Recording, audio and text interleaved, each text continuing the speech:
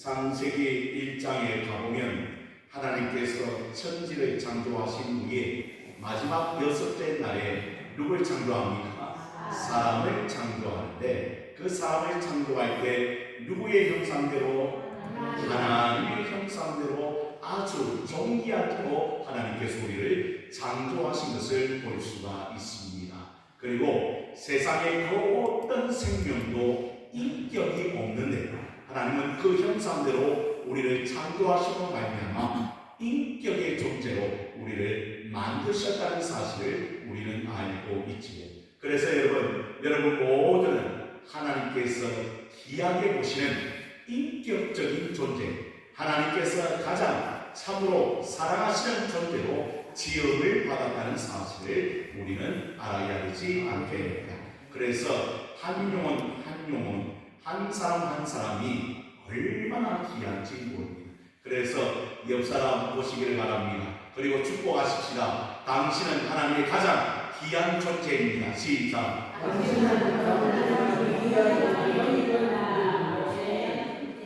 아멘. 하나님께서 그렇게 우리를 불러주셨다. 왜 우리를 그렇게 사랑하시는가? 바로 자기의 형상대로 만드신 것이기 때문에 우리를 그렇게 사랑하십니다. 그래서 저는 요즘 여러분 사람보다 짐승이 더 존귀하게 여겨지는 세상이 되는 것 같아요. 그래서 참 안타까운 마음이 있습니다. 여기 아파트만에도 우리 강아지들이 얼마나 많이 있는지 모릅니다. 제가 강아지 혐오주의자는 아닌데, 그런데 그 강아지에게 여러분 인격을 부여하고, 그게 하나님 앞에서는 잘못된 일이라는 사실을 우리는 알아야 된다는 거예요. 여러분, 강아지에게 인격이 있습니까? 없어요. 그런데 그 강아지를 보고 자기의 아들, 자기의 딸이라고 그러니까 얼마나 참 세상이 이렇게 거꾸로 가고 있지는 않는가, 그런 안타까운 마음이 들었습니다.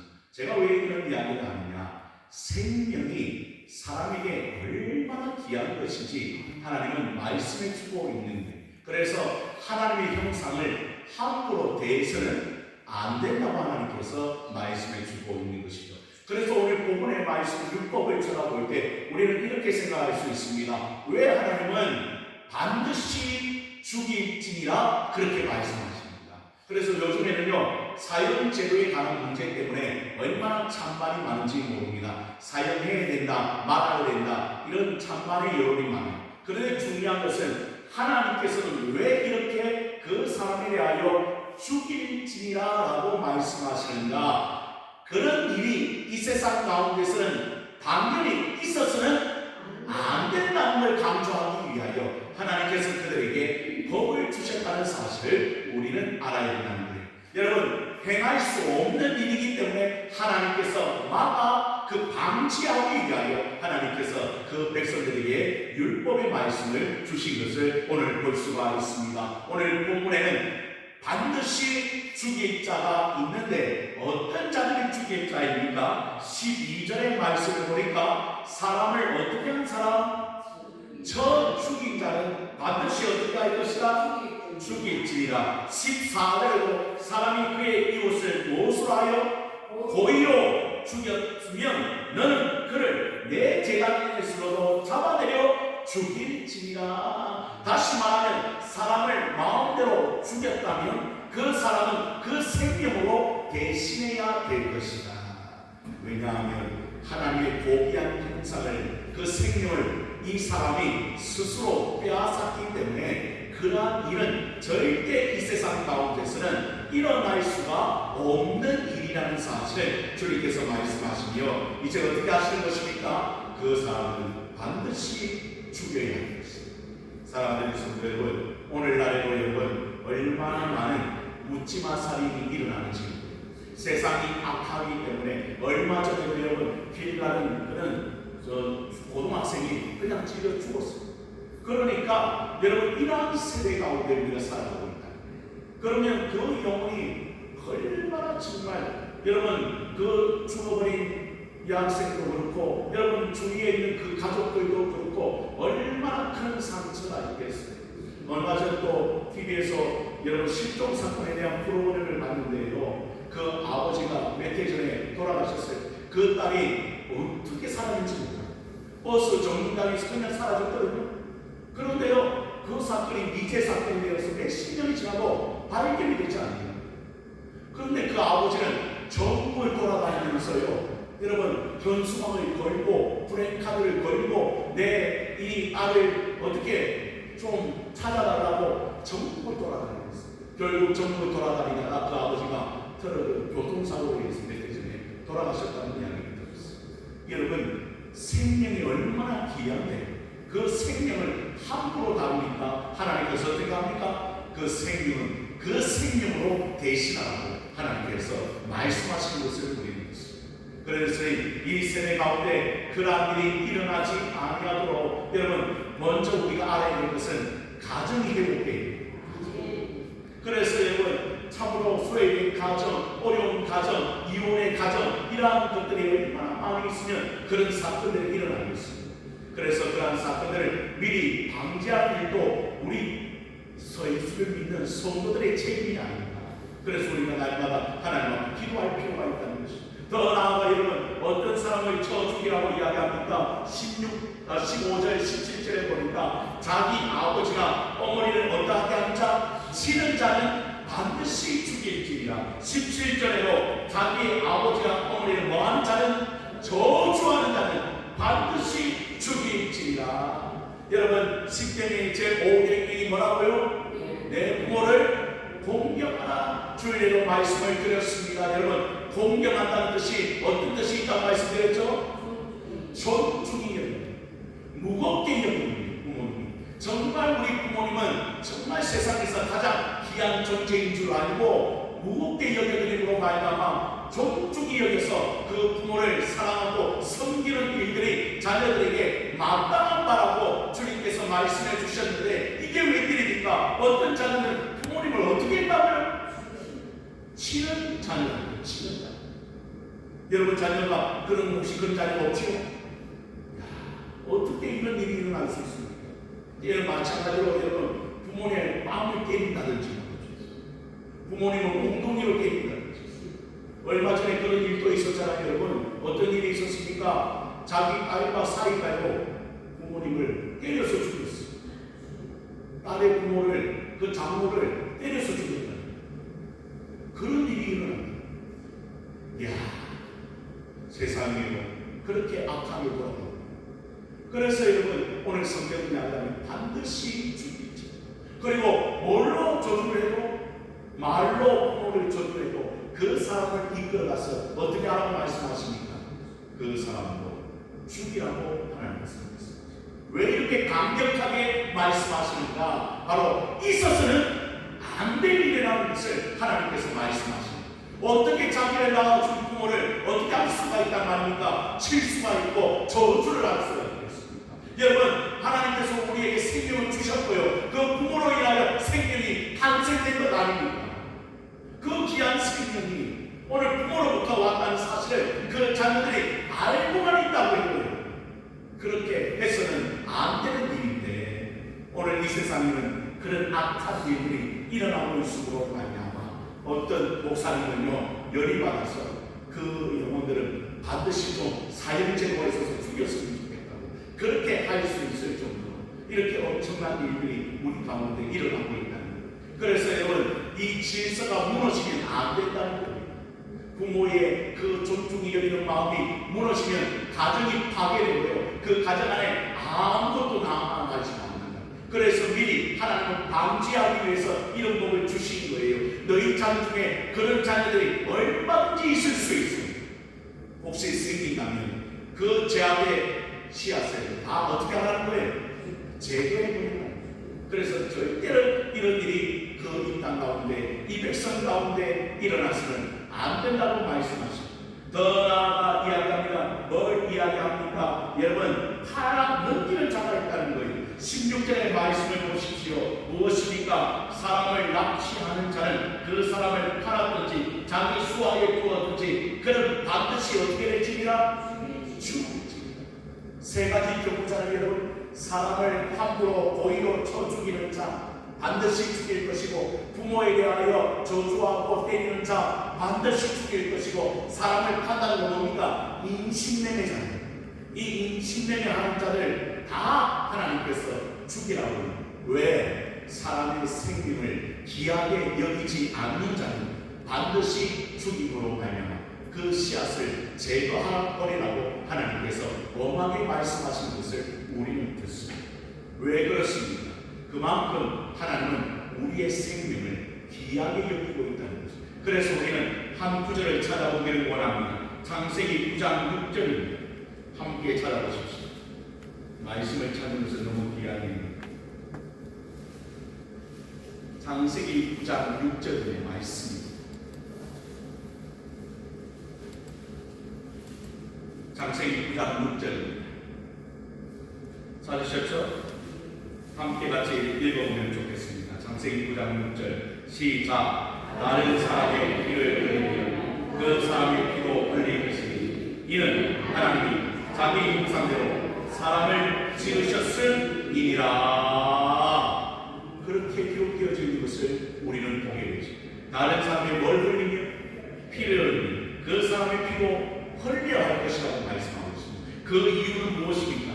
하나님이 자기 형상대로 사람을 지으셨기 때문에 함부로 피를 흘려서는 안 된다. 다시 본문으로 넘어옵니다. 그런데 여러분, 살인하는 것 중에 고의가 아니고 실수하여 그렇게 된 경우가 있어요. 그래서 본문 13절의 말씀을 또 함께 읽어보면 좋겠습니다. 13절입니다. 시작. 만일 사람이 고의적으로 한 것이 아니라 나 하나님이 사람을 그의 손에 넘긴 것이면 내가 그를 위하여 한 곳을 정하리니 그 사람이 그리로 도망할 것이며. 여러분, 어떤 일이 있었느냐 하면 이제 이 사람이 산에 나무를 하러 도끼를 들고 갔어요. 그래서 도끼질을 하다가 그만 그 도끼날이 빠져버렸어요. 그래서 다른 사람이 그 도끼날에 맞아서 죽었어요. 이런 경우는 어떻게 한다는 말입니까, 여러분? 그렇죠. 하나님께서는 한 곳을 정하여 그 사람이 어떻게 고의로 죽이지 않았기 때문에 함부로 생명을 다룬 것이 아니기 때문에 어떻게 할 수 있습니까? 그 손으로 피하여 그 생명을 보존할 수 있도록 하나님께서 만들어 주셨다는 거예요. 다시 말하면 도피성 제도가 있었다는 거예요. 여러분, 요단 동쪽에 3곳, 요단 서쪽 다시 말하면 가나안 땅에 3곳, 6곳을 예비해 두셔서 하나님께서 그 지파들에게 어떻게 하십니까? 부지 중에 잘못하여 죽일 수 있는 사람은 그곳에 어떻게 합니까? 도피하여 제사장이 살아있을 때까지 그곳에 가서 그 다른 생명을 잃어버린 그 가족들이 복수하지 않도록 하나님께서 만들어 주신 곳이 있었다는 거예요. 그래서 여러분, 그 성에 거하면 그 생명을 어떻게 합니까?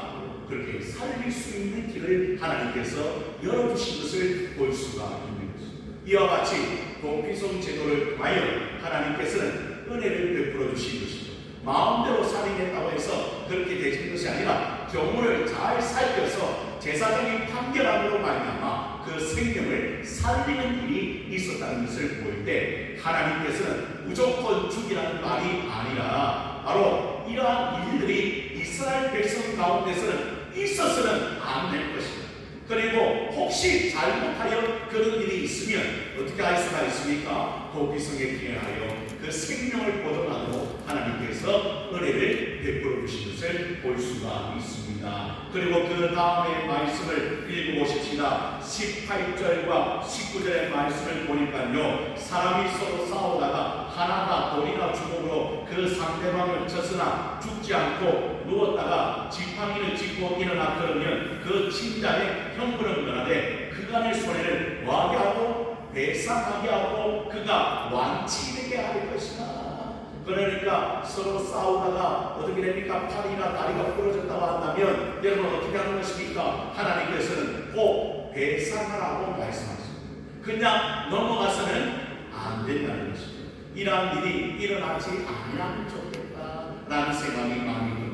그뿐만 아니라 여러분, 남종과 여종도 마찬가지입니다. 여러분, 사람이 매로 그 남종과 여종을 쳐서 당장 죽였으면 어떻게 합니까? 형벌을 받게 됩니다. 여러분, 당신의 재산이라 할지라도 주인은 바로 종을 재산으로 산 거잖아요. 그런데 그 재산이 결국 자기 마음대로 죽였으면 형벌을 받게 되고 있어요. 그리고요, 하루나 이틀을 명령하면 형벌을 면하지만 그 재산의 경우 당장 죽이면 안 된다는 거예요.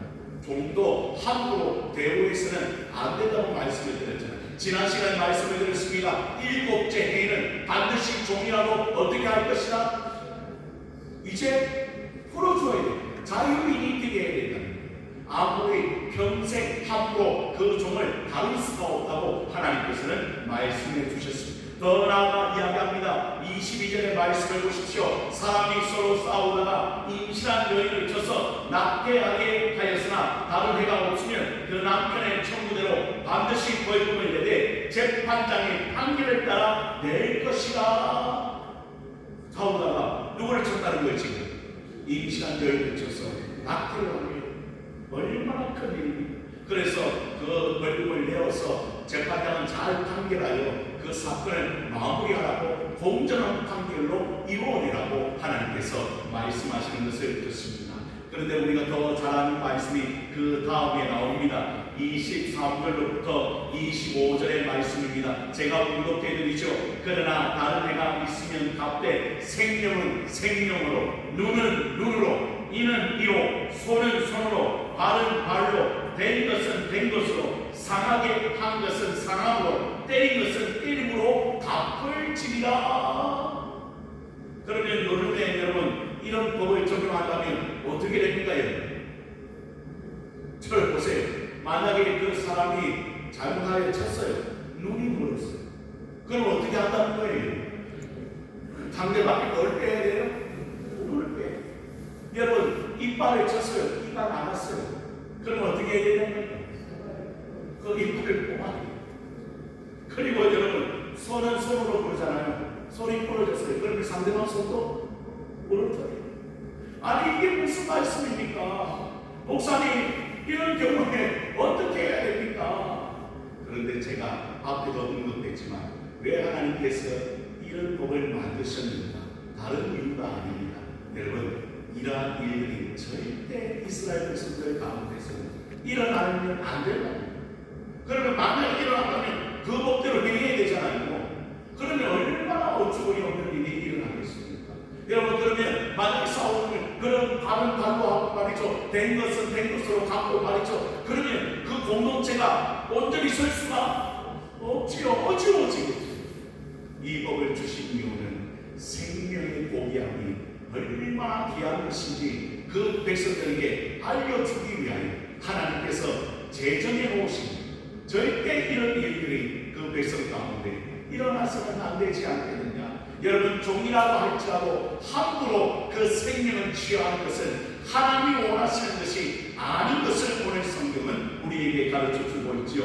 더 나아가 26절과 27절의 말씀에도 남종과 여종에 대하여 이야기합니다. 여러분, 만약에 눈을 상하게 했으면 어떻게 합니까? 그 남종과 여종도 종의 자리에서 어떻게 하라? 놓아줄 것이라고 말씀하십니다.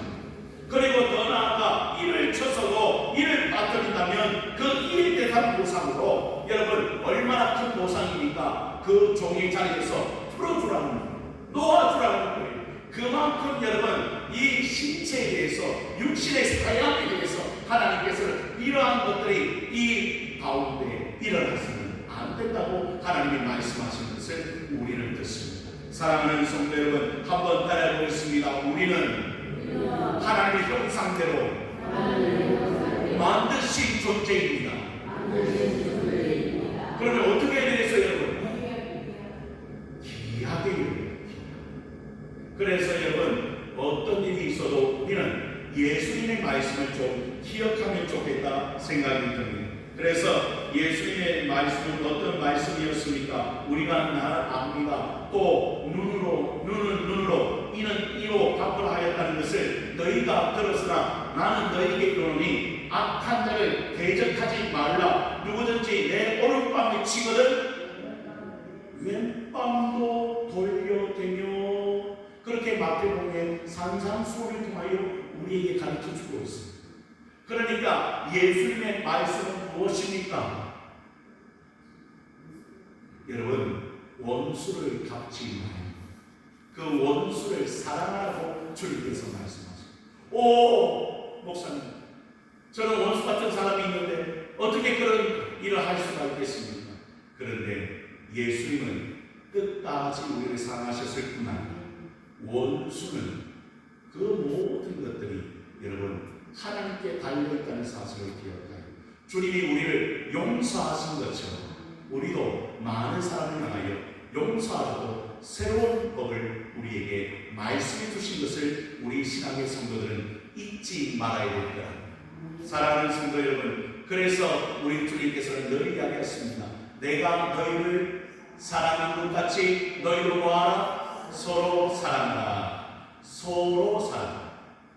그러니 우리 안에 예수님의 사랑이 거한다면 반드시 원수 갚는 것은 누구에게 있고 하나님께 있고 우리에게 있지 않음을 깨달아 우리가 그 영혼들을 사랑하며 섬기는 일은 얼마나 큰 일인지 모릅니다. 여러분, 그리하여 오늘도 이 시간에 하나님께서 우리에게 주시는 메시지는 다른 게 아니라 생명의 귀함을 알아. 그 생명을 함부로 다루지 말고 육신의 귀함도 알아. 내 육신의 건강이 귀한 것처럼 상대방 육신이 얼마나 귀한지 함부로 대해서는 안 된다는 사실을 우리는 알아야 되지 않겠는가. 제가 한 교회에 또 이야기를 하고 말씀을 마무리하려고 합니다. 영월에 옥강교회라는 교회가 있습니다. 옥강교회, 영월에 우리 영월시차에 옥강교회인데 그 교회는요 산 꼭대기에 있습니다. 우리보다 더 높아요. 한참 차로 올라가야 합니다. 그곳에 마을이 형성이 되어 있어요. 그 마을이 형성이 되어 있는데 그 마을은 여러분 얼마 살잖아요. 한 40명에서 50명 정도 그 마을에 올라가는 것도 힘들기 때문에 내려오는 것도 힘들어요. 제가 한번 올라가 본 적이 있거든요. 그런데 그 교회에 새로 목사님이 오셔서 8년 정도 섬기고 있었습니다. 그런데 그 지역에 이장을 할 사람이 없습니다. 뭐 할 사람이 없다고요? 이장을 할 사람이 없는 거예요. 왜냐하면 정말 여러분 예전에 이장도 뭐 행령도 하고 뭐 그런 일도 있었고 그리고 뭐 할 사람도 없고 그래서 사모님이 1년 동안 했대요. 그런데 사모님이 1년 동안 하는데 마음이 얼마나 많은지요. 도리어 자기 사비를 걷어가며 그 마을에 세웠는데 얼마나 모함이 많은지 그래서 안 했대요. 그런데 그 다음에 할 사람이 또 없는 거예요. 그래서 마을 사람들이 와서 목사님 좀 해주시면 안 되겠습니까? 그래서 목사님 했대요. 그런데 목사님 하고 난 다음부터 또 마을이 얼마나 많은지 목사가 뭐 돈을 훔쳤다 뭐 목사가 뭐 어떻게 했다 지금 뭐 그래갖고는 그리고 어떤 사람 목사가 달려서 멱살을 잡고 뭐 이런 일이 있었다. 그래서 더 놀라운 것은요 그 일 가운데 그 교회 다니는 집사가요 성도들을 모아서 목사님을 내보내려고 했다니. 그런데 그 목사님이 하나님 앞에 어떻게 기도했는가 하나님 이런 일이 있는데 내가 이곳을 좀 떠나면 좋지 않겠습니까? 왜냐하면 이제 교회 다니는 집사님도 나를 나가라고 그러거든요. 나를 모함하고 나를 어떻게 핍박하고 그러는데 어떻게 하면 좋겠습니까? 그런데 목사님이 응답을 받다니 23번이나 목사님이 교체됐다니 그동안 몇 번? 23번. 그 가운데 엄청난 일들이 많았다. 목사님도 지금 겪고 그러니까 그렇게 하나님이 응답을 주셨다니 네가 23번째 아니냐? 너는 안 나가는 척 그 교회를 사랑해서 그 성도를 사랑해서 너는 그곳에서 은퇴하는 척 그런 마음을 응답을 주셨다니 지금도 열심히 사역하고 있어요. 여러분 하나님께 맡기니까 하나님이 풀어주시는 거예요. 여러분 우리 모두가 우리가 귀한 존재인지 알고 서로 사랑하며 섬길 때 우리 교회도 하나님이 원하시는 귀한 교회로 성장되게 될 줄로 믿으시며 그 어린 가운데서 나아가는 우리 보안동 신교회가 되어지기를 주님의 이름으로 축원을 드립니다. 기도합니다. 하나님